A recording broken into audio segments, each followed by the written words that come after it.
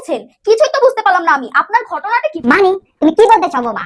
আমি তো বুঝছি না তোমার বাপ সাপ কি, আমাকে কি বলতে চাও? সোজাভাবে বলো, কোনো আঁকাবাঁকা কথা আমার একদমই পছন্দ না। আরে মা, আপনি কিপটামি করে এত কম দামি গাড়ির টিকিট কিনলেন কেন? তো টাকা পয়সা দিয়ে কি করবেন মা? এখন আপনার বয়স হয়েছে, এখন একটু ভালো হন। কিপটামি ছাড়ুন মা, কিপটামি ছাড়ুন। বোমা, তোমার এত বড় সাহস!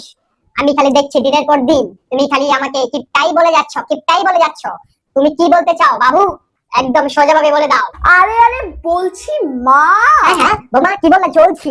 কোথায় জ্বলছি বোমা আমি? আমার শাড়ির এপাশ ওপাশে তো কোনো আগুনই জ্বলছে না।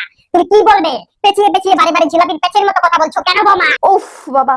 আরে মা, বলছি বলছি আস্তে আস্তে। এত চিল্লান কেন আপনি? বলছি আপনার টিকিটটা তো আস্তে গাড়ির, আপনি জোরে গাড়িতে উঠেছেন কেন?